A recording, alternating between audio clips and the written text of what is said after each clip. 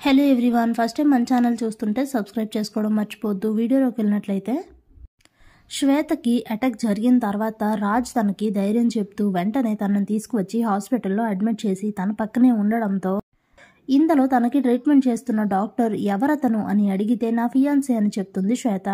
Shock అవుతాడు రాజ్. వెంటనే doctor sister అక్కడి నుంచి వెళ్ళిపోగానే అలా చెప్పకపోతే వాళ్ళు పోలీసులకు ఇన్ఫార్మ్ చేయాలి అది ఇది అని అంటారు, అందుకే అలా చెప్పాను అని అంటుంది శ్వేత. ఓకే, నువ్వు ముందు కోలుకుంటే చాలు, తర్వాత అన్ని పరిస్థితులు అవే చక్కబడతాయి అని అంటాడు రాజ్. ఇదిలా ఉండగా కావ్య కళ్ళు తిరిగి పడిపోవడంతో స్వప్న తనని అదే హాస్పిటల్కి తీసుకొచ్చి చెకప్లన్నీ చేయిస్తుంది.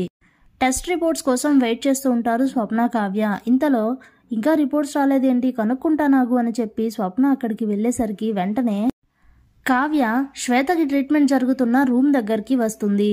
ఇంతలో అక్కడ ఇద్దరు సిస్టర్స్ మాట్లాడుకుంటూ ఉంటారు. ఏంటే కేస్, ఏమైంది అని అడిగితే చిన్న గాయమైంది, పక్కనున్నది తన భర్తేనట, ఎంత ప్రేమగా చూసుకుంటున్నాడో తెలుసా, ఈ రోజుల్లో కట్టుకున్న భర్తే అంత ప్రేమగా అంత బాగా చూసుకోవట్లేదు, ఇద్దరు ఎంత అన్యోన్యంగా ఉన్నారో అని మాట్లాడుకుంటూ ఉంటారు. ఈ మాటలన్నీ పక్క నుండి వింటున్న కావ్య స్టన్ అయిపోతుంది. ఒక్కసారిగా చాలా బాధపడుతూ ఉంటుంది కావ్య. ఇంతటితో ఈరోజు ఎపిసోడ్ క్లోజ్ అయ్యి రేపటి ప్రోమో ఓపెన్ అవుతుంది.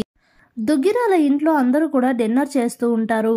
అప్పుడే రాజ్ కూడా భోజనం చేయడానికి వచ్చి అనామిక వడ్డించడం చూసి ఇదేంటి ఈరోజు అనామిక వడ్డిస్తోంది, కళావతి ఏమైంది అని అడిగితే అదేంటి రాజ్, నీకు తెలీదా, కావ్య ఈరోజు కళ్ళు తిరిగి పడిపోయింది, స్వప్న కావ్య హాస్పిటల్కి కూడా వెళ్ళొచ్చారు అనేసరికి స్టన్ అయిపోతాడు రాజ్. వెంటనే డైనింగ్ టేబుల్ దగ్గర నుంచి లేచి వెళ్ళిపోతూ ఉంటే రాజ్ ఏమైంది అని అడుగుతుంది అపర్ణ.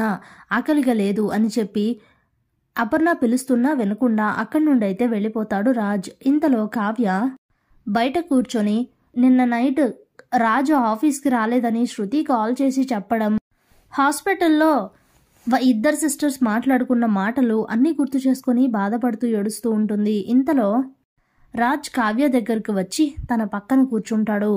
Thanks for watching.